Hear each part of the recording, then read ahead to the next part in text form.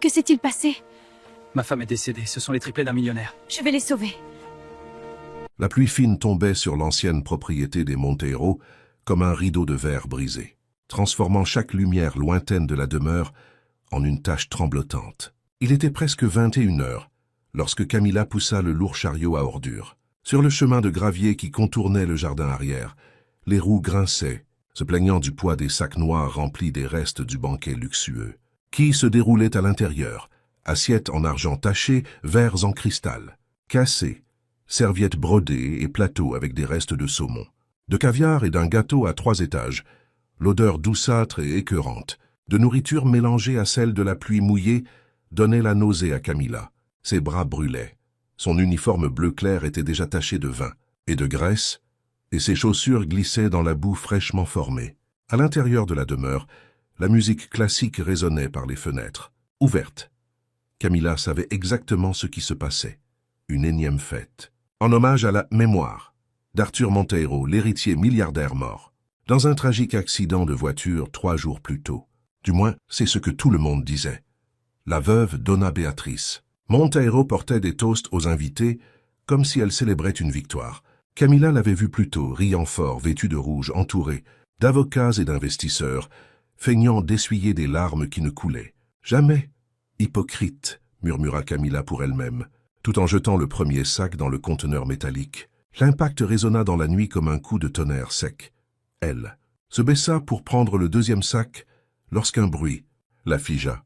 Ce n'était pas le vent dans les arbres, ce n'était pas un chien ou un chat errant, c'était un gémissement bas, rauque comme si quelqu'un étouffait sa propre douleur.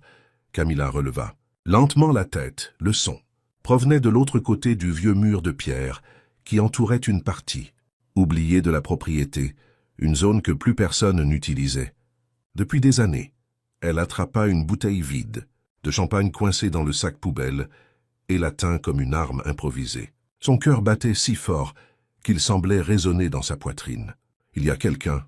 demanda-t-elle, la voix tremblante. Le gémissement revint, plus proche, suivi d'un bruit de traînement. Lourd sur le sol, Camilla inspira profondément et commença à contourner. Le mur, le dos collé à la pierre froide et rugueuse. Chaque pas semblait une éternité. Lorsqu'elle tourna au coin, la bouteille glissa de ses mains et tomba par terre. Sans se briser, ce qu'elle vit lui coupa le souffle. Un homme était assis par terre, adossé au mur. Ses vêtements étaient déchirés, couverts de boue et de poussière. Son visage était caché par des cheveux mouillés et sales, mais ses bras serrèrent fermement. 3 petits paquets enveloppés dans des couvertures blanches. 3 bébés, des nouveau-nés. L'homme releva lentement la tête en entendant le bruit de la bouteille qui roulait. Ses yeux verts, fatigués, fiévreux, désespérés, croisèrent ceux de Camilla. Elle reconnut ce regard immédiatement. Elle l'avait déjà vu sur les couvertures des magazines économiques éparpillés. Dans la demeure. « Monsieur Arthur », murmura-t-elle, sentant ses jambes fléchir, l'héritier milliardaire que tout le monde croyait mort. Il respirait avec difficulté. Ses lèvres étaient gercées, ses bras tremblaient en serrant ses enfants contre sa poitrine. « De l'eau » murmura-t-il d'une voix presque inaudible. « S'il vous plaît, mes enfants. » Un des bébés bougea et laissa échapper un pleur aigu. Arthur serra encore plus fort les couvertures, contre lui les berçant légèrement pour calmer l'enfant. « Chut, s'il vous plaît. Ne pleurez pas, » suppliait-il, plus pour lui-même que pour les bébés. Camilla s'agenouilla devant lui sans réfléchir. « Tout le monde disait que vous étiez mort, dit-elle, la voix étranglée. La voiture est tombée dans le ravin. Ils ont même fait des funérailles. » Arthur rit amèrement, un son brisé qui ressemblait davantage à un soupir de douleur. « Ce n'était pas un accident, Camilla. » Il regarda en direction de la demeure illuminée. Béatrice a coupé les freins. Camilla sentit un frisson glacé lui parcourir l'échine. Elle regarda les bébés, petits, fragiles, les joues rougies par le froid. « Et la faim? Vous êtes ici depuis 3 jours ?» demanda-t-elle, horrifiée. « Je me suis traîné, caché, » répondit Arthur, essayant d'ajuster. Sa jambe droite, manifestement cassée selon un angle anormal. Il poussa un petit cri de douleur. « J'ai sorti mes enfants de la voiture avant. L'explosion. Si Béatrice sait que nous sommes vivants, elle finira le travail. » Le pleur du bébé devint plus fort. Arthur paniqua, regardant. Autour de lui comme un animal acculé. « Faites-le taire. Les gardes. »« Sont proches, » murmura-t-il désespéré. Camilla vidant. Ses yeux n'ont pas la peur de mourir, mais la peur de perdre ses enfants. Elle enleva ses gants en caoutchouc et toucha le front d'un des bébés. Il était beaucoup trop chaud. Ils ont besoin de lait, ils ont besoin de chaleur. Et vous, vous avez besoin d'un hôpital, dit-elle, l'esprit, tournant à toute vitesse, au loin. Le bruit d'un moteur de sécurité résonna sur la route. Arthur agrippa son bras avec force. Emmenez-les, cachez-les, dites qu'ils sont à vous, supplia-t-il. Camilla secoua fermement la tête. Je ne vais pas vous laisser ici pour mourir, répondit-elle sans hésiter. Les phares de la voiture de sécurité illuminèrent les arbres au-dessus. Camilla regarda le chariot de lavage industriel garé près de la porte. De service, utilisé pour transporter les serviettes. Et les draps sales de la fête. Une idée dangereuse traversa son esprit. Nous n'allons pas fuir, dit-elle, déterminée. Nous allons entrer. Arthur, êtes folle? Oui, répondit-elle. La fixa incrédule. Vous, sans hésiter.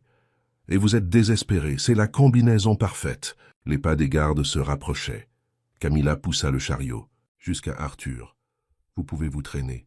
Jusqu'ici, il serra les dents et avec un effort surhumain parvint à avancer de quelques centimètres. Camilla plaça soigneusement chaque bébé dans le chariot, créant un nid avec des serviettes sales. Ensuite, elle aida Arthur à s'allonger là-dedans aussi, les recouvrant de couches de linge usagées. Les pas du chef de la sécurité Rojas résonnèrent à quelques mètres.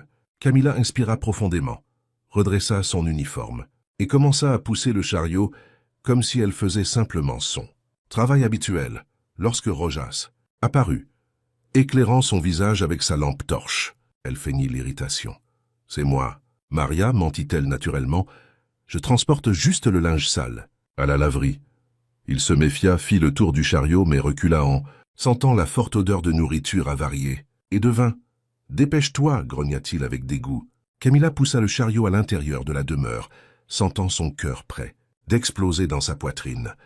La pluie fine continuait de tomber. Mais à l'intérieur de l'ambulance, le monde semblait suspendu entre la vie et l'oubli. Les gyrophares bleus et rouges balayaient les vitres embuées, peignant des éclairs intermittents sur le visage pâle d'Arthur. Camilla serrait toujours sa main, comme si ce simple contact pouvait retenir l'âme, qui semblait vouloir s'échapper. Le paramédico, un homme d'une quarantaine, damné au geste précis, ajustait le débit d'oxygène tout en parlant. À voix basse dans son micro, pression artérielle 8,5 poules. Filant, saturation 89%. On arrive dans 4 minutes. Préparez le bloc. 3 pour sepsis et fracture ouverte. Camilla ne comprenait pas tous les termes, mais elle sentait l'urgence dans chaque mot. Elle se pencha vers les bébés. Les 3 petits visages étaient maintenant apaisés, épuisés par les pleurs et le froid. Elle ajusta les couvertures thermiques que l'équipe avait posées sur eux, murmurant des paroles qu'elle n'avait jamais dites à personne. « Calmez-vous, mes amours. On y est presque. Tout va bien maintenant. » Arthur bougea, faiblement les doigts. Ses paupières frémirent. Pendant une fraction de seconde, ses yeux verts trouvèrent ceux de Camilla. Il ne parla pas. Il n'en avait plus la force, mais le regard qu'il lui adressa était plus clair que n'importe quelle phrase. « Merci. Protège-les. » Puis ses yeux se refermèrent. Camilla sentit une vague de panique monter, mais elle la repoussa. Pas maintenant, pas après tout ça l'ambulance. Pila devant l'entrée des urgences. Les portes s'ouvrirent. Dans un fracas métallique, une équipe entière attendait, médecins, infirmiers, brancardiers. Arthur fut extrait en quelques secondes, la civière roulant à toute vitesse dans le couloir. Éclairée au néant, Camilla descendit à son tour, les 3 bébés dans les bras refusant de les confier à qui que ce soit. Une infirmière s'approcha, gentille, mais ferme. « Madame, donnez-les-nous. On va les examiner tous deux. »« Suite ? » ?»« Non, » répondit Camilla d'une voix qui ne tremblait plus. « Je reste avec eux.